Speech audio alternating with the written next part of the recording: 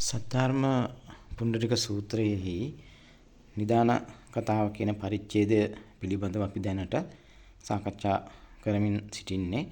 අපි අවසානයේදී කරපු පැහැදිලි කිරීම එක අවස්ථා සම්බන්ධයක් හදාගෙන අපි අද දවසේ මේ වැඩසටහන ආරම්භ කරනවා.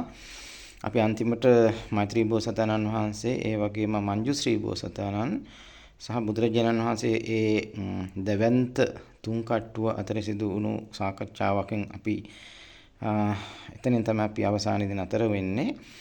ඒ වගේම මෙතන අර සිව්වණක් පිරිස විදියට කියන්නේ මෙහි දෙවන්ත පිරිස අතර බෙදලා යන්නේ සිව්වණක් පිරිස විදියට. ඒ වගේම කින්නර, මහෝරග, මනුෂ්‍ය, අමනුෂ්‍ය, ගාන්ධර්ව, අසුර, ගරුඩ, දේව, නාග ඔන්න ඔය කියන කොටස් ටික ඒ කියන්නේ ඒ වර්ගය විදිහට ඒ කොටස් ටික තමයි බෙදිලා ගිහිල්ලා ලක්ෂ ගණන් කෝටි ගණන් පිරිසක් ඉන්නවායි කියන දේ. ඒ කියන්නේ කොයි විදිහට ස්ථානගත වෙලාද සහ ඒ මේ ශීරපතයට අමතරව අනෙකුත් ශීරපතයන් එක්ක සම්බන්ධ වෙන විදිය ඒ මාධ්‍යය තමයි මේ අනන්ත නිර්දේශ ප්‍රතිෂ්ඨාන සමාධිය කියලා කිව්වේ.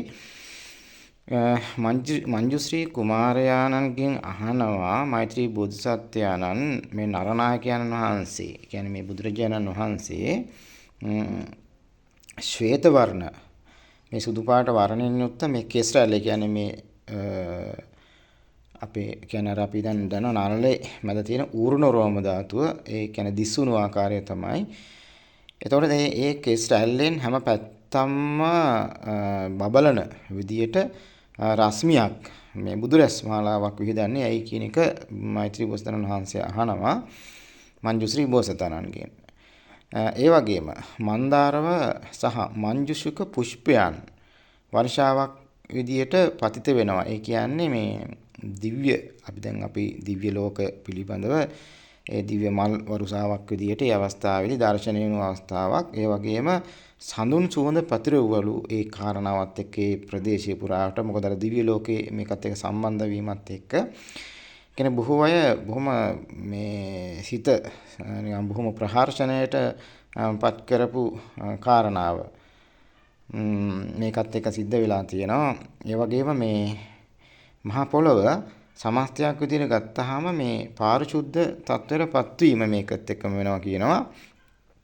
ඒ වගේම මෙම ලෝකය සයවිද ආකාරයකින් කම්පණය වන්නට වෙවුලන්නට පටන් ගත්ත අවස්ථාව. ඒ වගේම ඒ පිරිස අතරේ ඉඳපු අය කියන්නේ ඒකත් එක්ක බොහොම ප්‍රීතියටපත් වීලා එයාලගේ ශරීරය ඒ වගේම මනස බොහොම තෘප්තියටපත් වෙලා කියන්නේ කලින් දැක්කේ නැති අහපු නැති දෙයක්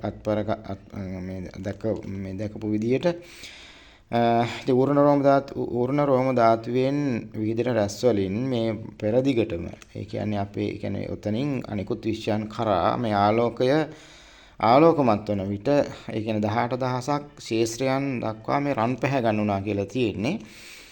ඒ කියන්නේ අවිචින මහා නරකාදී සිට භවග්‍රය දක්වා අකනිටා බ්‍රහ්ම ලෝකය කියන එක තමයි මම හිතන්නේ භවග්‍රය කියලා තියෙන්නේ. විවිධ ශේෂ්ත්‍රයන් වල මේක පැතිරලා ගිහින් තියෙනවා. සයවිද වූ පැතුම් මිනිසුන්ගේ ජීවත් වෙන විවිධාකාරයේ ආකාර 6කින් ජීවත් වෙන මේ සත්වයන් උපතේදී මරණයේදී ඒගොල්ලෝ මූණ දෙන තත්වයන් එයාලගේ හොඳ සහ නරක ක්‍රියා ආශ්‍රයෙන් පැන නගිමින් ඒවායේ ඵල වශයෙන් සැප සහ දුක යන්නේ ඒගොල්ලෝගේ මේ කර්මානුරූපව සැප දුක විඳින ආකාරය එහිදී සියල්ල දැක ගන්න පුළුවන් වුණා කියනවා. ඒ වගේම බොහොම උසස් වූ නායකයන් අතර සිංහයන් වගේ ඉඳපු ඊ타ත්ම සියුම් වූ සූත්‍ර ධර්මයන් දේශනා කරමින් ඉන්න බුදුරු කියන්නේ මේ අනිකුත් ශීරපතවල බුදුරජාණන් වහන්සේ දකින්නවා කියලා කියන දැන් මෙන්න මේ අවස්ථාව තුළ. ඒ වගේම උන්වහන්සේලාගේ හඬ බොහොම පිරිසිදුයි. බොහොම මధుර ස්වරයක් පිට කරා කියනවා. අසංඛ්‍ය වූ ලෝක ධාතුන්හි හිටියා වූ බෝසත්වරු බෝසත්වරුන්ට මේ ධර්මය උගන්වමින් කියන්නේ අනිකුත් බෝසත්වරුන්ට ධර්මය උගන්වමින් ඉන්නවා කියන අවස්ථාව විදිහට තියෙනවා.